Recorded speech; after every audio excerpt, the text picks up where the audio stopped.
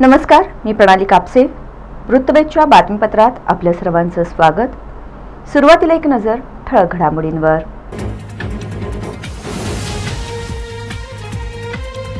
राष्ट्रवादी काँग्रेसचे सर्वेसर्वा शरद पवारांची निवृत्तीची घोषणा पचनी न पडणारी.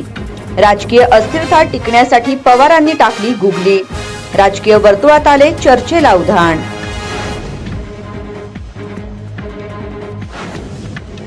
सोलापूर उजनी दुहेरी जलवाहिनीचे काम पोचमपाड कंपनीमार्फत होणार पूर्ण.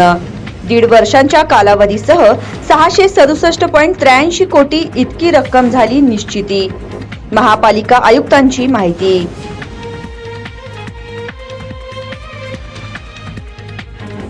माजी मुख्यमंत्री अशोक चव्हाणांच्या कामगार विरोधी भूमिकेमुळे यंत्रमाग कामगार देशोधडीला लागला. माजी आमदार आडम मास्तरांनी केला हल्लाबोल. यंत्रमाग कामगार कल्याणकारी मंडळ रखडल्याचा केला आरोप.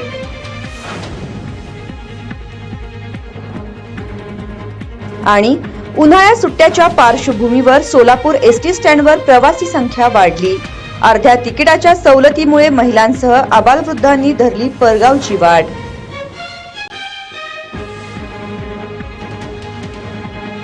राष्ट्रवादी काँग्रेसचे सर्वेसर्वा शरद पवार यांनी अचानक निवृत्तीची घोषणा करावी हे सहज पचनी न पडणारे असल्यामुळे पवारांचा हा गुगली नेमका कोणासाठी होता असा यक्ष प्रश्न राजकीय वर्तुळात निर्माण झालाय. आपल्या राजकीय जीवनातील अनेक प्रसंग सांगत असताना त्यांनी राष्ट्रवादीचे अध्यक्षपद सोडत असल्याची घोषणा केली आणि सभागृहात सन्नाटा पसरला. काही क्षणातच पक्षाचे कार्यकर्ते भानावर आले आणि आक्रोश करू लागले. सभागृहात प्रचंड घोषणाबाजी सुरू झाली. शरद पवारांनी टाकलेली ही गुगली नेमकी कोणासाठी आहे याची चर्चा आता सुरू झाली आहे. अजित पवार हे भाजपच्या गोटात सामील होणार असून मुख्यमंत्री होण्याच्या तयारीत आहेत अशा चर्चेला गेल्या काही दिवसांपासून ऊत आलाय. त्यातच अजित पवारांनी एक मुलाखत देताना राज्याचे मुख्यमंत्री व्हायला आपल्याला आवडेल आणि आताही त्या पदावर दावा करण्याची आपली तयारी आहे अशी विधाने केली होती. अजित पवारांच्या या विधानानंतर तर त्यांच्याबद्दलच्या उलटसुलट चर्चेला राजकीय वर्तुळात जास्तच ऊत आला. दरम्यान शरद पवारांनी अचानक निवृत्तीची घोषणा करावी हे सहज पचनी न पडणारे आहे. त्यामुळे पवारांचा हा गुगली नेमका कोणासाठी होता असा यक्ष प्रश्न निर्माण झालाय.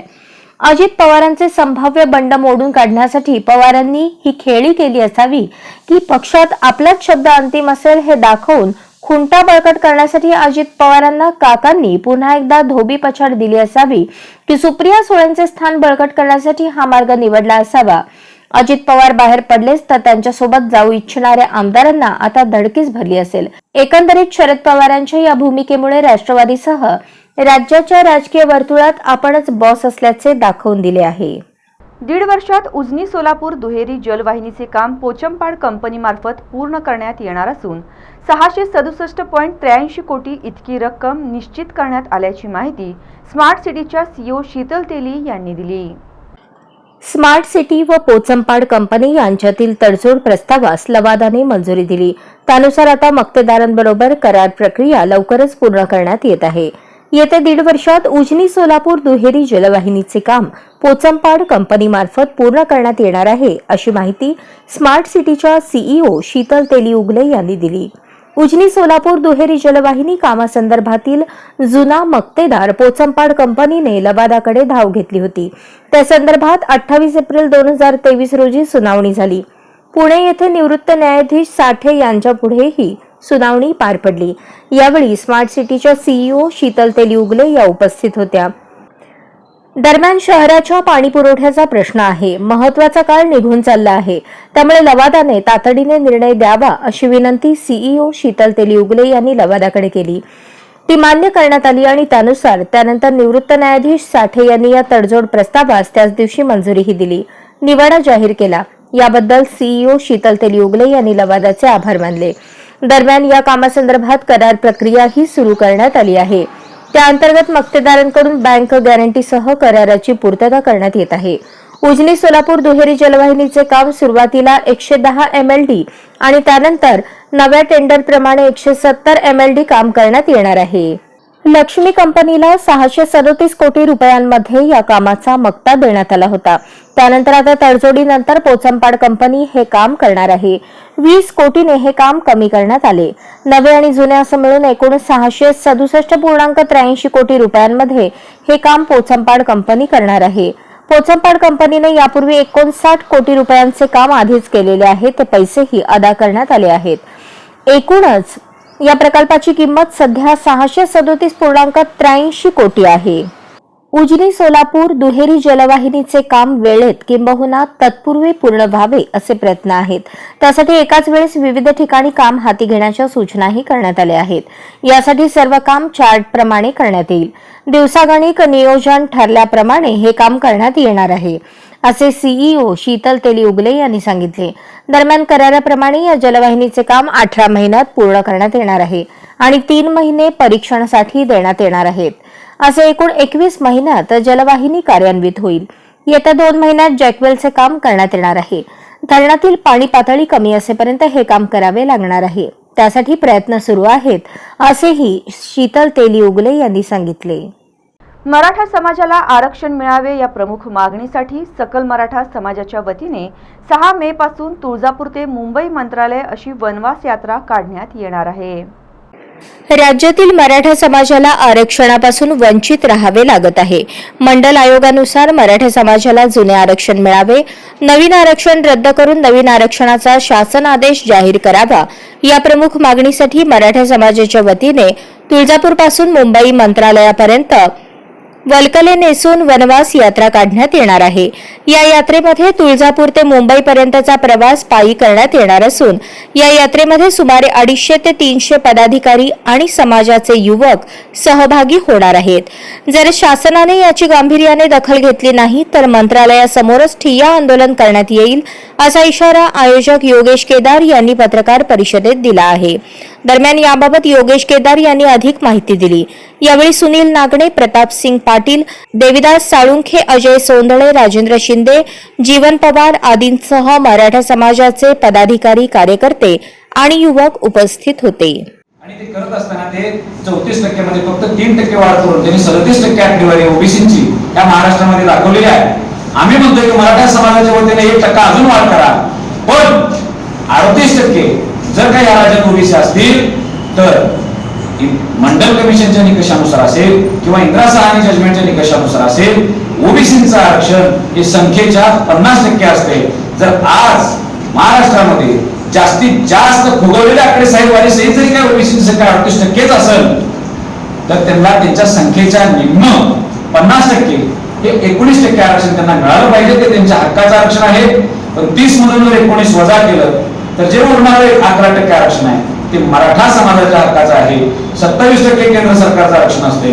त्या 27 मधून 19 वजा केलं तर 8% जे काही उरणारं आरक्षण आहे ते 8% स्पेस मराठा समाजाचे 50% आत असून आणि तोच आमचा हक्क पुन्हा एकदा मागतो आहे. मधल्या काळामध्ये जे काही क्रांती मोर्चा आणि हे सगळे झाले त्यामध्ये राजकीय लोकांनी हस्तक्षेप करून मराठा समाजाची जी मूळ मागणी होती ओबीसी मागणी त्याच्यामध्ये कुठेतरी काळी लावण्याचा प्रयत्न केला, लोकांची दिशाभूल केली आणि अशी वास्तविकता रचना चालू केल्या की आता 50%चा कोटा पूर्ण झालेला आहे, 50%च्या आत जागाच शिल्लक नाही, मग आम्ही तुम्हाला आरक्षण कुठलं द्यायचं.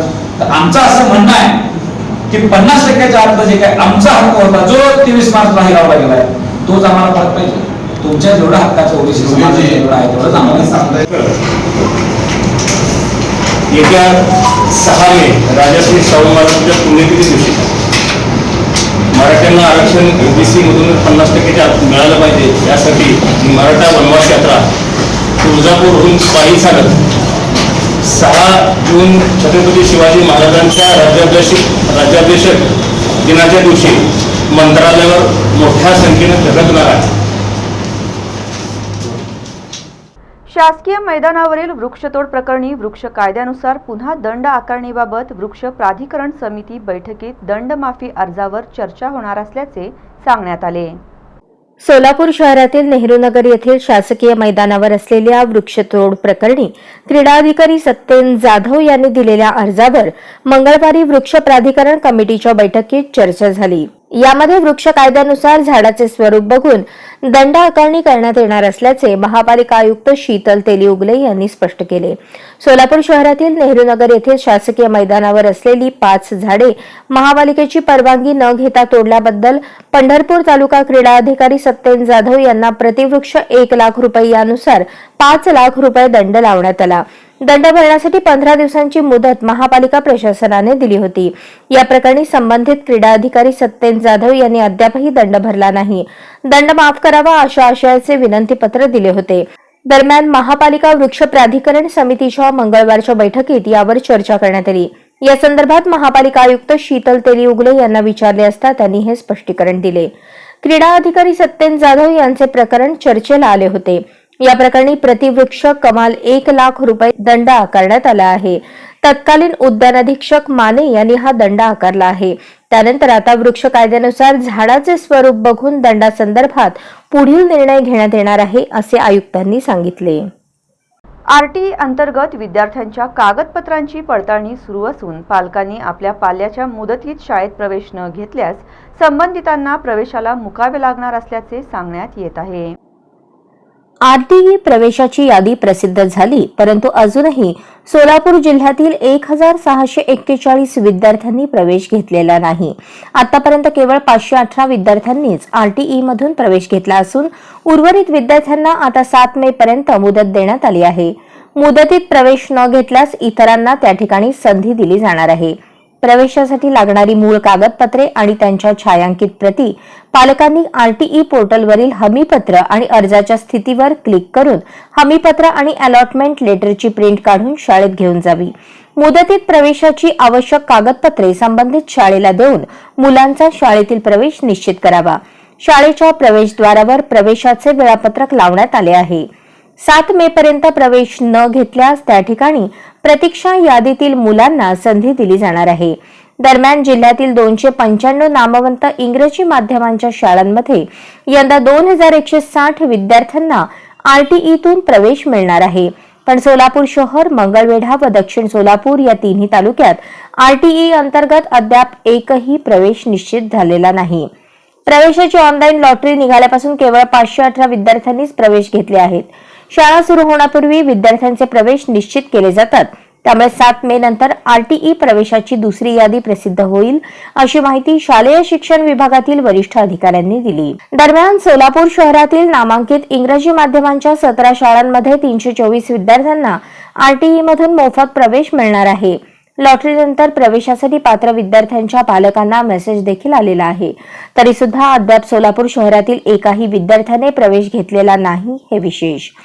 आरटीई प्रवेशाची लॉटरी निघून आता 15 दिवस झाले. दरम्यान सध्या त्या विद्यार्थ्यांच्या कागदपत्रांची पडताळणी सुरू असल्याचे अधिकाऱ्यांकडून सांगण्यात आले. मात्र मुदतीत प्रवेश न घेतल्यास संबंधितांना प्रवेशाला मुकावे लागणार आहे. तत्कालीन मुख्यमंत्री अशोक चव्हाण यांच्या कामगार विरोधी भूमिकेमुळे यंत्रमाग कामगार कल्याणकारी मंडळ रखडले. त्यामुळे यंत्रमाग कामगार देशोधडीला लागल्याचा आरोप ज्येष्ठ नेते माजी आमदार कॉम्रेड नरसय्या आडम मास्तर यांनी केला. सोलापूरसह महाराष्ट्रात लाखोंच्या संख्येने यंत्रमाग कामगार आजही काम करत आहेत. या यंत्रमाग कामगारांना अद्यापही सामाजिक सुरक्षा आणि कामगार कायद्याचे लाभ मिळत नाहीत. याकरता गेली अनेक दशके सरकारविरुद्ध जंग पछाडण्याचे काम कामगारांनी केले आहे. अनेक समित्या आल्या, समित्यांनी अहवाल दिले, विधिमंडळात चर्चा झाली, परंतु यंत्रमाग कामगार कल्याणकारी मंडळाची स्थापना काही होऊ शकली नाही. 2009 साली आव्हाडे समितीने जो अहवाल सादर केला त्याला शिक्कामोर्तब करण्याचे काम मुख्यमंत्री यांचे होते. मात्र तत्कालीन मुख्यमंत्री अशोक चव्हाण यांच्या कामगारांच्या प्रति विरोधी भावनेतून यंत्रमाग कामगार कल्याणकारी मंडळ रखडले. त्यामुळे यंत्रमाग कामगार आजही 18 विश्व दारिद्र्य भोगतो आहे, असा आरोप ज्येष्ठ नेते माजी आमदार कॉम्रेड नरसय्या आडम मास्टर यांनी केला.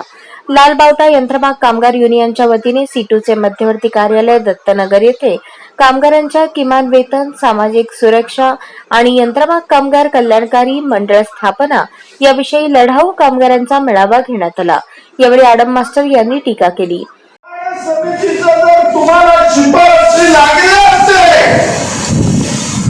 आज तुम्हाला मी सांगतो, तुम्हाला 25,000 रुपये तुमच्या हातात पडले.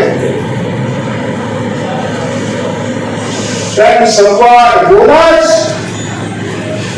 आणि 5% हक्करजा असं 13.33% तुम्हाला दिवाळीला देण्यासंबंधीचा निर्णय होता. त्याच्यावर छगनपूरबांनी सही केली, त्याच्यावर नवाब मलिकला सही केली. पण त्यावेळेचा मुख्यमंत्री अशोक चव्हाण यांनी आपल्या मनामध्ये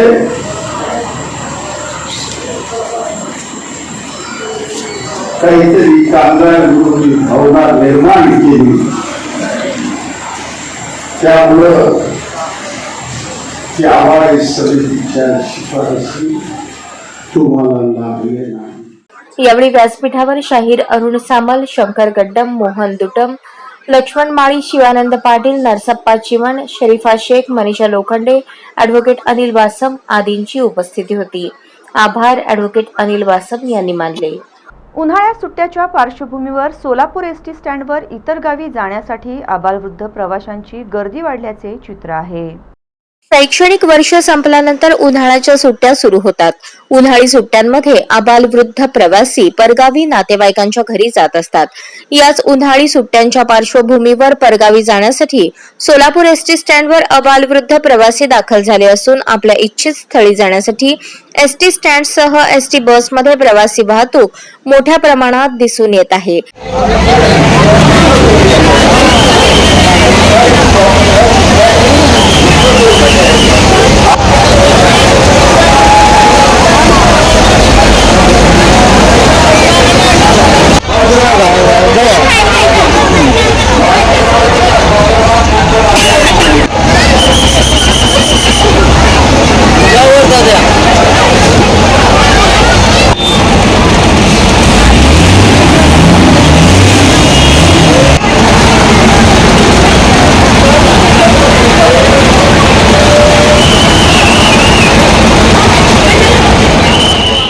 दरम्यान एसटी महामंडळाच्या वतीने प्रवाशांची वाढती गर्दी लक्षात घेता विविध मार्गांवर जादा बसेस सोडण्याचे नियोजन केल्याचे सांगण्यात आले.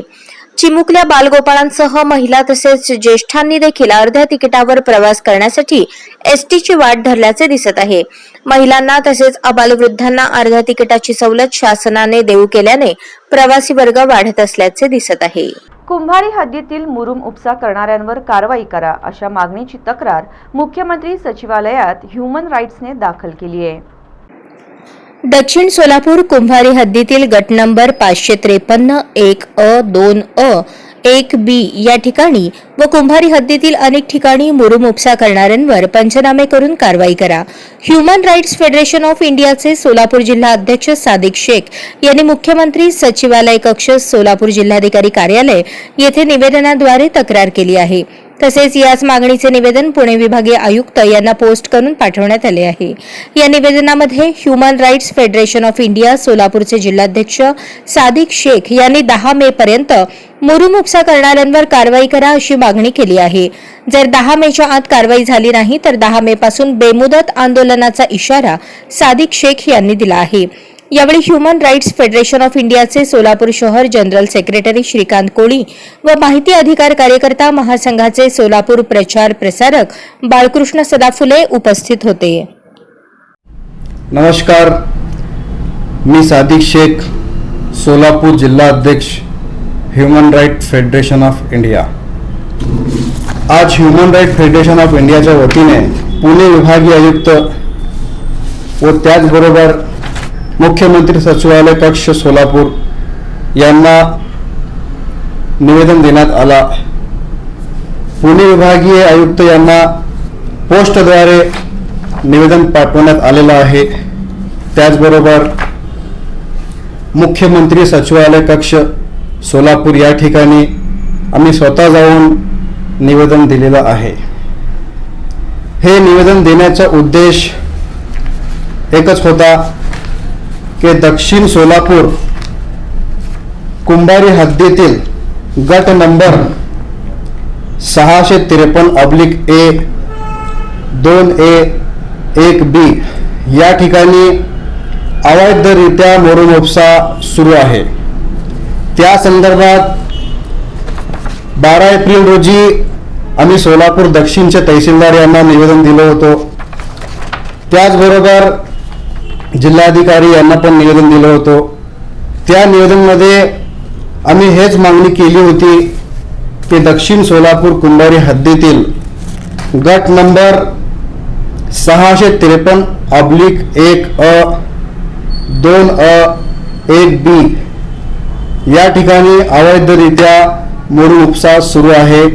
त्यावर सोलापूर दक्षिणचे तहसीलदार साहेब आणि जिल्हाधिकारी साहेब यांना आम्ही निवेदनाद्वारे मागणी केली होती की या ठिकाणी आपण पंचनामे करून अवैधरित्या मोरून उपसा करणाऱ्यांवर कारवाई करा. परंतु आज 20 दिवस झाले आतापर्यंत कुठलीही कारवाई त्या ठिकाणी झाली नाही. म्हणून अजून एकदा पुणे विभागीय आयुक्त यांना पोस्टद्वारे आज निवेदन देण्यात आला.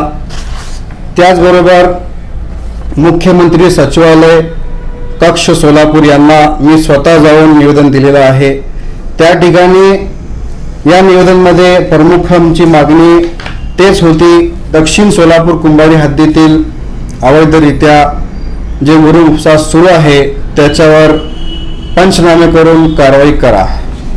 आज मुख्यमंत्री सचिवालय कक्ष सोलापूर या ठिकाणी निवेदन देताना आम्ही मागणी केलेली आहे की 10 मे पर्यंत जर या ठिकाणी कारवाई नाही. आस्था फाउंडेशन संचलित आस्था रोटी बँक आणि एकता महिला मंडळ संचलित आधार वृद्धाश्रमामध्ये कीर्तन सोहळा आयोजित करण्यात आला होता. महाराष्ट्र दिनाचे औचित्य साधून आस्था फाउंडेशनच्या वतीने आधार वृद्धाश्रमामध्ये कीर्तन सोहळा आयोजित करण्यात आला. यावेळी कीर्तनकार शामराव महाराज लेंडवे व कुमारी हरिभक्तपरायण अरुंधती गवळी यांचे कीर्तन वृद्धाश्रमामध्ये संपन्न झाले. यावेळी प्रमुख पाहुणे अरविंद मोटे, जगदीश कोरे आदी उपस्थित होते. प्रमुख पाहुण्यांच्या हस्ते विठ्ठल रुक्मिणी मूर्तीचे पूजन करण्यात आले. यावेळी श्याम महाराज लेंडवे यांनी मानवाच्या जीवनामध्ये आई वडिलांचे महत्व किती मोलाचे आहे याचे महत्व पटवून दिले.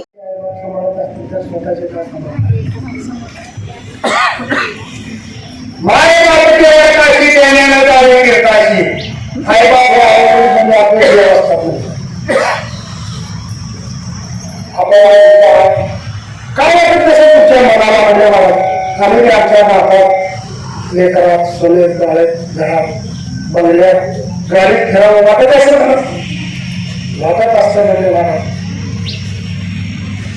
पण कसं असतं माहिती आहे का म्हणजे महाराज, आपण जे काय करत असतो म्हणजे महाराज, संस्कार जे काय करत असतो आपल्या लेकरावर, तिथं आपली कुठेतरी चूक झालेली असते. हा, आईचं कार्य काय असतं माहितीये का म्हणजे महाराज, थोडक्यात सांगतो तुम्हाला. नवरा बायकोचं लग्न झालं म्हणजे महाराज, वृद्ध आई घरात होती. रोज नवरा बायकोची भावना व्हायला लागली आणि आईला वाईट वाटायला लागलं म्हणजे महाराज, आपले झाले गेले म्हणजे पण ह्याच्या सुखी संसारात माझी जर अडचण होत असेल तर काय उपयोग आहे म्हणजे काहीच उपयोग नाही. बायकोचं ऐकून म्हणजे महाराज त्या मुलानं काय केलं माहिती आहे, रोजच भांडणं म्हणजे त्या बायकोने त्या मुलाला शिकवलं म्हणजे महाराज, तुमच्या आईला कुठेतरी नेऊन सोडून या म्हणजे महाराज, त्याशिवाय आपला संसार सुखी होतो. तिथं काय हो म्हणजे जे रे तू माझी बायकोनी तू सांगितलं तेच मी ऐकू, अशा व्यक्तीची लोक निघाले म्हणजे महाराज. आणि त्यांना आपल्या आईला खात्यावर घेतला आणि जंगलाच्या मार्गाने गेला. खाद्यावर घेतल्यानंतर आईच्या म्हणजे चेहऱ्याला झाडाच्या फांद्या लागायच्या, ती आई काय करायची, फांद्याचा पारा ओरबडायची आणि असं टाकायला जायचं. यावेळी कुमारी हरिभक्तपरायण अरुंधती गवळी यांनी आपल्या कीर्तनामध्ये रक्तदान व अन्नदान याचे महत्व पटवून दिले. रक्तदान कारण का तर रक्त इतकं पवित्र या जगामध्ये कोणतीच गोष्ट नाही. रक्तदान करणे ही खूप मोठी पवित्र गोष्ट आहे. त्याहून पलीकडे जाऊन सांगते तर अन्नदान करणे ही सुद्धा खूप पवित्र गोष्ट आहे. आणि ही आस्था फाउंडेशन खूप मोठं म्हणजे महान कार्य आहे बघा तुमचं. सरांचं आहे, त्यांचं आहे, अजून आमचे छायाराम आहेत त्यांच्याशी सुद्धा थोडस बोलता असतं, बरोबर आहे की नाही. खूप कार्य महत्वाचे आहे. कारण का तर समाजामध्ये अशी लोक खूप कमी येतात. अशी लोक खूप कमी येतात. आणि आपण म्हणतो का नाही की दारामध्ये एखादा याचक आला, भिकारी आला, तर आपण काय म्हणतो बघा, एखाद्या वेळेस काही पट्ट माणसं असतात, जा बाबा आमच्या दारात बघू नको, पुढल्या घरी जा म्हणतात का नाही. पुढल्या घरी जा म्हणतात बाबा, पण काय सांगतात, कारण का तर त्यांना आई वडिलांचा आशीर्वाद नसतो. ज्या घरात आई वडील म्हणतात का नाही, बाळा तुला कोण चूक दिसली ना तिथं चुकीला माफी करायची नाही, आणि तुला काही चांगलं दिसलं का नाही तिथं आशीर्वाद दिल्याशिवाय राहायचं. शामराव महाराज लेंडवे यांचा सत्कार विजय छंछोळे यांनी केला, तर कुमारी अरुंधती गवळी यांचा सत्कार निलिमा हिरेमठ यांनी केला. यावेळी आस्था फाउंडेशन, आस्था रोटी बँकेच्या महिला अध्यक्षा निलिमा हिरेमठ, कांचन हिरेमठ, स्नेहा वनकुत्रे, विद्या माने, सुरेखा पाटील, वैशाली आळंद, आस्था फाउंडेशनचे अध्यक्ष विजय छंछुरे, आधार वृद्धाश्रमाच्या व्यवस्थापिका कल्पना कोळी, सुनीता कोळी आदी उपस्थित होते. पुण्यश्लोक अहिल्यादेवी होळकर सोलापूर विद्यापीठाच्या कुलगुरू डॉक्टर मृणालिनी फडणवीस यांनी मंगळवारी राजभवन येथे जाऊन राज्याचे महामहिम राज्यपाल रमेश बैस यांची भेट. पुण्यश्लोक अहिल्यादेवी होळकर सोलापूर विद्यापीठाच्या कुलगुरू डॉक्टर मृणालिनी फडणवीस यांनी मंगळवारी राजभवन येथे जाऊन राज्याचे महामहिम राज्यपाल रमेश बैस यांची भेट घेतली. यावेळी कुलगुरू डॉक्टर फडणवीस यांनी विद्यापीठाच्या विकासाची माहिती राज्यपाल बैस यांना दिली. राज्याच्या राज्यपालपदी रमेश बैस हे विराजमान झाल्यानंतर कुलगुरू डॉक्टर फडणवीस यांनी प्रथमच राजभवन येथे भेट देऊन त्यांचा सत्कार केला.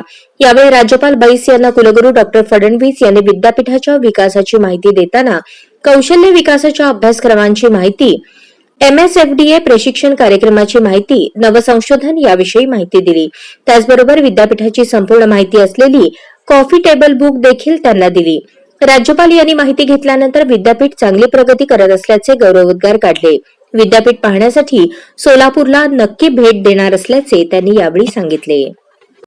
संभाजी ब्रिगेडचे शहराध्यक्ष श्याम कदम यांचा शिवशंभू गौरव पुरस्काराने सन्मान करण्यात आला. छत्रपती संभाजी महाराज जन्मोत्सव मध्यवर्ती महामंडळ सोलापूर यांच्या वतीने राजमाता माँसाहेब जिजाऊ, छत्रपती शिवाजी महाराज व छत्रपती संभाजी महाराज यांच्या विचाराचा ध्यास घेऊन अविरत काम करणारे आणि त्यांच्या विचाराचा प्रचार प्रसार करणारे संभाजी ब्रिगेडचे शहराध्यक्ष श्याम कदम यांचा शिवसेना संपर्क प्रमुख प्राध्यापक शिवाजी सावंत, माजी आमदार दिलीप माने यांच्या हस्ते शिवशंभू गौरव पुरस्काराने सन्मान करण्यात आला. यावेळी प्रसिद्ध शिवव्याख्याते डॉक्टर शिवरत्न शेटे, मराठा महासंघाचे सल्लागार दास शेळके, जिजाऊ ब्रिगेडच्या राज्य कार्याध्यक्षा नंदा शिंदे यांना मानपत्र देऊन शिवशंभू गौरव पुरस्काराने सन्मानित करण्यात आले. शिवस्मारक सभागृहात छत्रपती संभाजी महाराज मध्यवर्ती महामंडळाची बैठक संपन्न झाली. सर्वप्रथम छत्रपती शिवाजी महाराज यांच्या मूर्तीस पुष्पहार घालून अभिवादन करण्यात आले. यावेळी उत्सवाध्यक्षपदी विकी सूर्यवंशी यांची निवड करण्यात आली. याप्रसंगी मध्यवर्ती महामंडळाचे संस्थापक अमोल शिंदे यांनी प्रास्ताविक केले. मध्यवर्ती महामंडळास 20 वर्ष पूर्ण झाली असून छत्रपती संभाजी महाराज जयंती उत्सव विधायक सामाजिक उपक्रमांनी साजरा करणाऱ्या मंडळास मध्यवर्ती महामंडळाच्या वतीने रोख पारितोषिक देऊन सन्मानित करण्यात येणार आहे. तसेच सर्वच संभाजी महाराज जयंती उत्सव साजरी करणाऱ्या मंडळांना परवाने व विविध अडचणी आल्यास मध्यवर्ती महामंडळ सर्वतोपरी मदत करणार असल्याचे सांगितले. याप्रसंगी अनंत जाधव, दिलीप कोल्हे, चेतन नरोटे, अनिकेत पिसे, डॉक्टर किरण देशमुख, बिजू प्रधाने, बापू वाडेकर, मनोज शेजवाल, सागर पिसे, जयवंत सलगर, संजय शिंदे, प्रशांत पाटील, प्रताप चव्हाण, विनायक महिंद्रकर, प्रशांत इंगळे, अक्षय जाधव, निखिल भोसले, हरिभाऊ चौगुले, नाना मस्के, प्रसाद लोंढे, अमोल भोसले, राजकुमार पाटील, संजय सरवदे, राम गायकवाड, मनीषा नलावडे, अजिंक्य पाटील, जयश्री पवार, माधुरी कांबळे, पूजा चव्हाण, अश्विनी भोसले, संगीता खांबसकर आदी उपस्थित होते.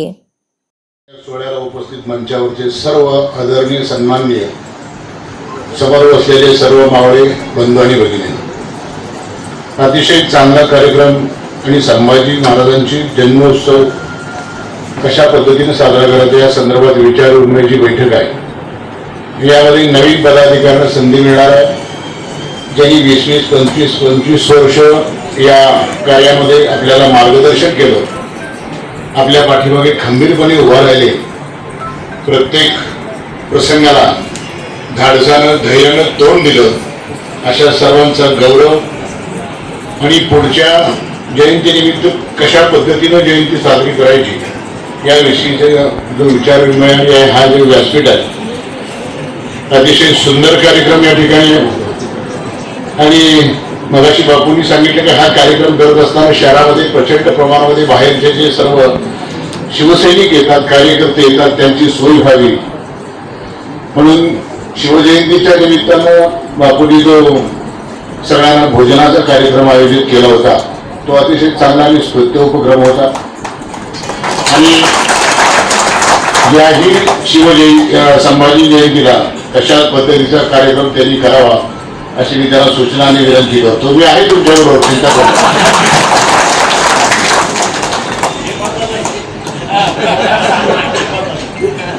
दुसरी महत्वाची गोष्ट मगाशी त्यांनी सांगितली की 5 क्रमांक आपण काढणार आहोत. 5 का 3?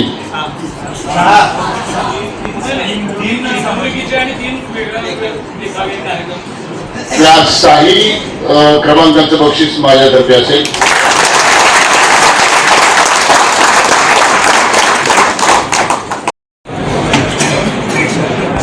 राष्ट्रमाता राजमाता जिजाऊ छत्रपती शिवाजी महाराज, छत्रवीर संभाजी महाराज यांना प्रथमतः अभिवादन करतो. छत्रपती संभाजी महाराज जन्मोत्सव मध्यवर्ती महामंडळाच्या या वार्षिक बैठकीसाठी उपस्थित असलेले शिवसेनेचे संपर्क प्रमुख आमचे नेते आदरणीय प्राध्यापक शिवाजीराव सावंत सर, तसेच माजी आमदार माननीय दिलीपरावजी पाणीमालक,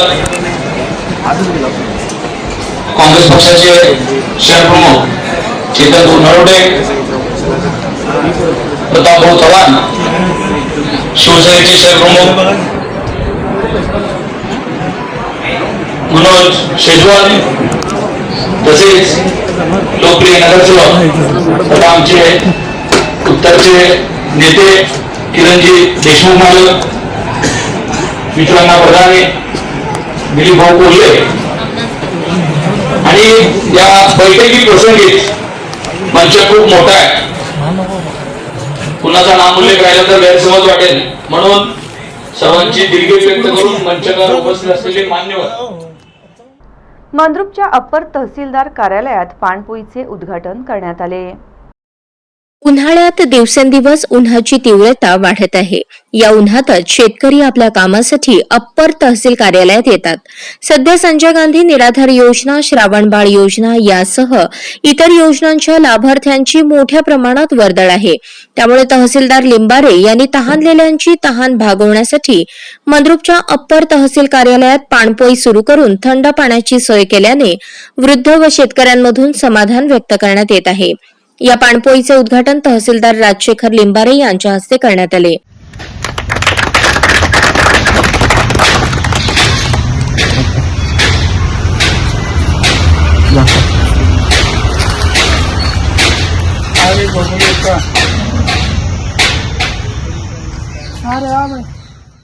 या पाणपोईमुळे तहानलेल्यांना थंडगार पाणी मिळत असल्याने सामाजिक बांधिलकीतून आनंद मिळत असल्याचे तहसीलदार लिंबारे यांनी सांगितले.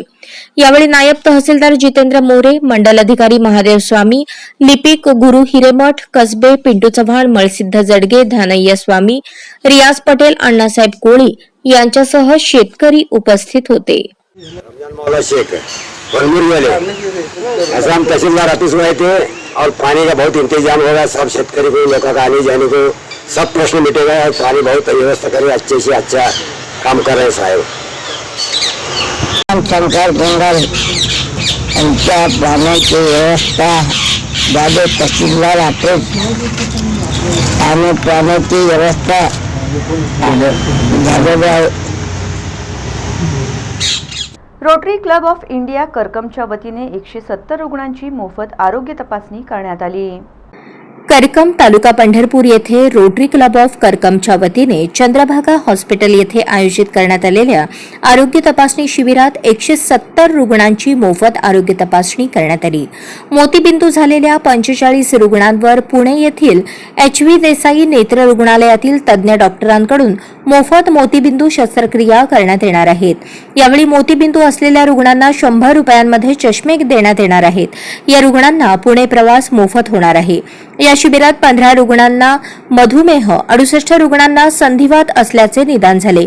या शिबिरात स्त्रीरोग तज्ज्ञ डॉक्टरांकडून स्त्री रुग्णांची तपासणी तसेच रक्तदाब, सांधेदुखीच्या रुग्णांचीही तपासणी करण्यात आली. शिबिराचे उद्घाटन करकम रोटरी क्लबचे अध्यक्ष रोटेरियन रघुनाथ जाधव, नेत्रतज्ञ डॉक्टर रणजित कदम, रोटरीचे संस्थापक अध्यक्ष डॉक्टर प्रशांत मोरे, सचिव डॉक्टर अक्षय मोरे, डॉक्टर विनोद शिंगटे, सहाय्यक सागर कोळेकर, दत्तात्रय कारंडे, ऋतुजा बाबर, रोटरीचे माजी अध्यक्ष धनंजय इदाते, सुनील दुधाणे, विकास शहा, सुनील अडगळे, रोटेरियन छाया मोरे, डॉक्टर सरस्वती मोरे, लक्ष्मण जाधव, वरुण पुरवत यांच्या उपस्थितीत करण्यात आले.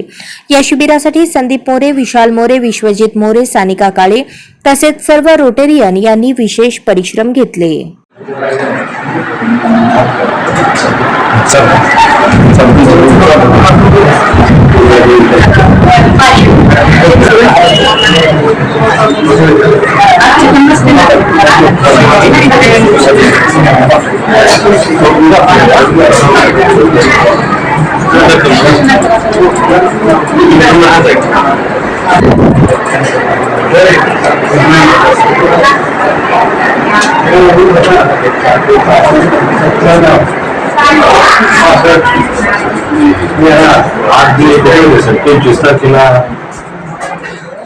मंद्रुपमध्ये मनगोंडेश्वर महाराज यात्रा उत्साहात संपन्न झाली.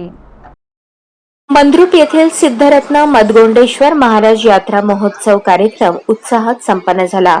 श्री मलकार सिद्ध मंदिरापासून ते माळकवठा रस्त्यावरील मदगोंडेश्वर महाराज मठापर्यंत सुवासिनींचा कुंभमेळा पार पडला.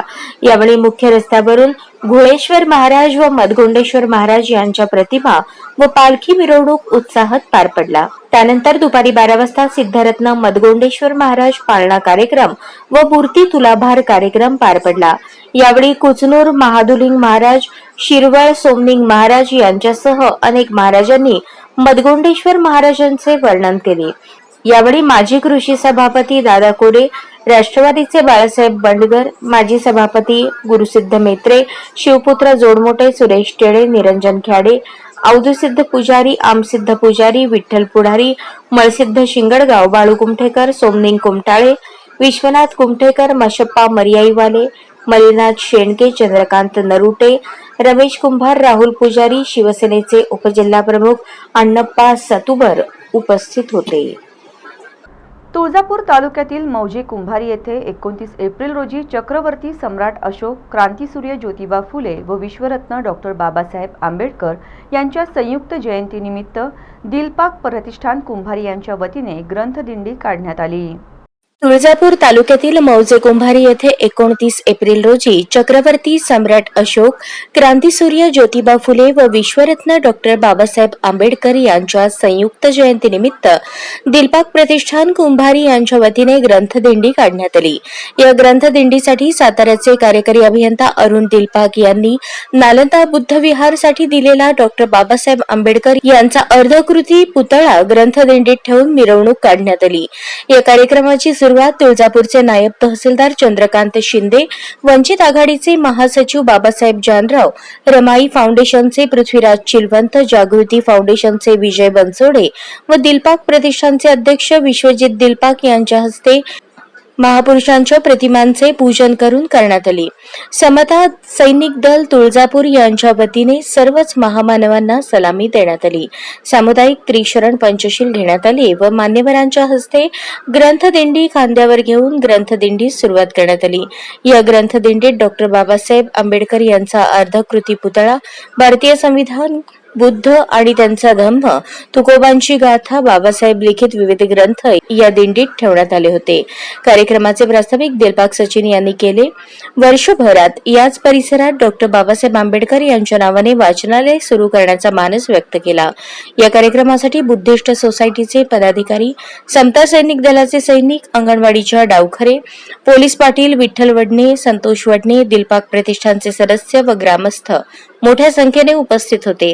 छत्रपती सम्राट अशोक, क्रांतीसूर्य ज्योतिबा फुले, विश्वरत्न डॉक्टर बाबासाहेब आंबेडकर यांच्या संयुक्त जयंतीनिमित्त भव्य मिरवणूक मोठ्या उत्साहात काढण्यात आली. मिरवणुकीची सांगता राष्ट्रगीताने करण्यात आली. ग्रामीण भागात महापुरुषांच्या कार्याला साजेशी जयंती साजरी केल्याने या मंडळाच्या पदाधिकाऱ्यांचे अभिनंदन व कौतुक केले जात आहे. विश्वरत्न डॉक्टर बाबासाहेब आंबेडकरांचा, विश्वरत्न डॉक्टर बाबासाहेब आंबेडकरांचा, विश्वरत्न डॉक्टर बाबासाहेब आंबेडकरांचा, छत्रपती सम्राट अशोकांचा,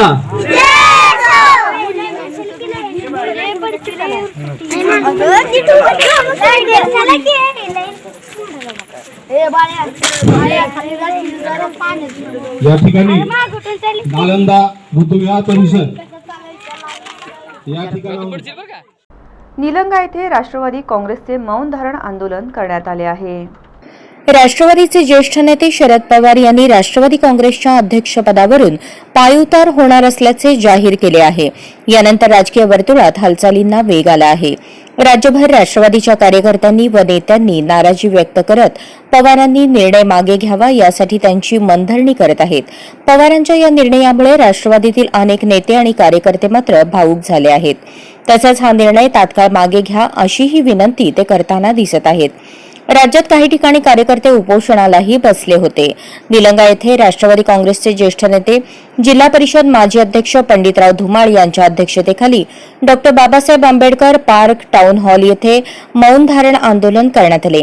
यावेळी सर्वच मान्यवरांनी पक्षाचे संस्थापक अध्यक्ष शरद पवारांच्या निर्णयाने देशाला धक्का बसला आहे अशी खंत व्यक्त केली. शरद पवार यांनी अध्यक्षपदावरून पायउतार होण्याची घोषणा मागे घेऊन आजीवन अध्यक्षपदी राहावे व पक्ष घटनेत दुरुस्ती करून राष्ट्रीय कार्याध्यक्षपद निर्माण करावे अशी मागणी केली आहे.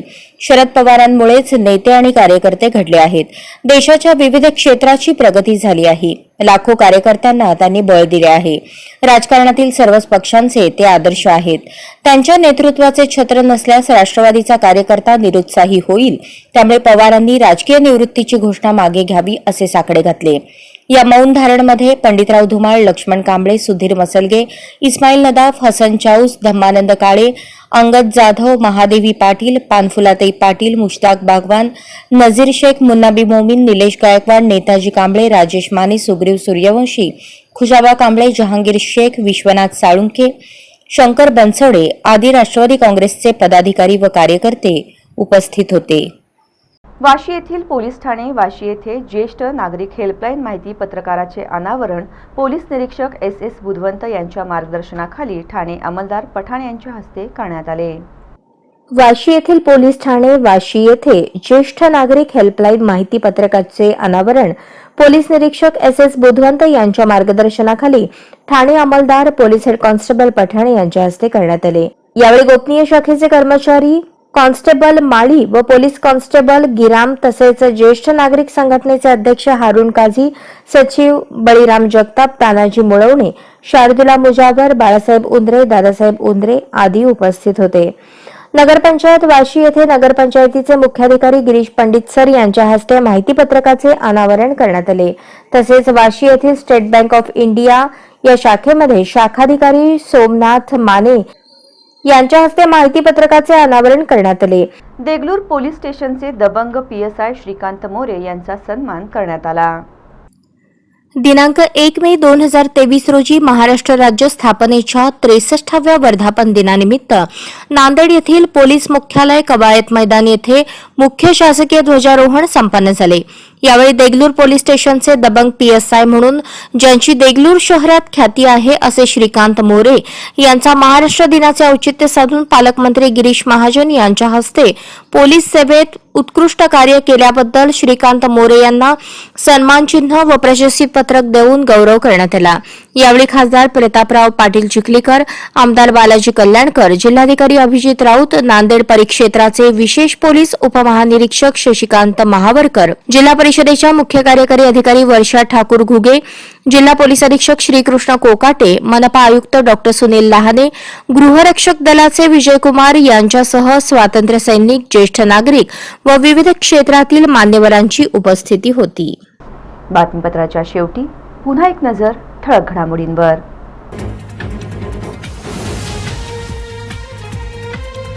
राष्ट्रवादी काँग्रेसचे सर्वेसर्वा शरद पवारांची निवृत्तीची घोषणा पचनी न पडणारी।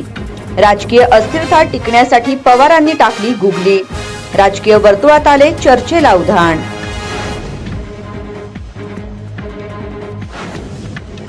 सोलापूर उजनी दुहेरी जलवाहिनीचे काम पोचमपाड कंपनीमार्फत होणार पूर्ण। 1.5 वर्षांच्या कालावधीसह 667.83 कोटी इतकी रक्कम झाली निश्चिती। महापालिका आयुक्तांची माहिती।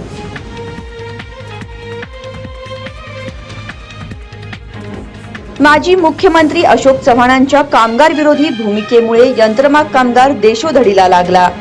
माजी आमदार आडम मास्तरांनी केला हल्लाबोल। यंत्रमाग कामगार कल्याणकारी मंडळ रखडल्याचा केला आरोप।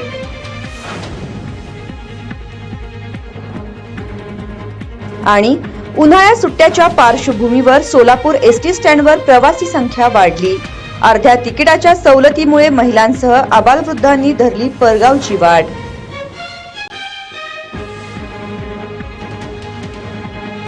या बातम्यांसह इथेच थांबूयात। पुन्हा भेटूयात पुढील बातमीपत्रात। तोपर्यंत नमस्कार।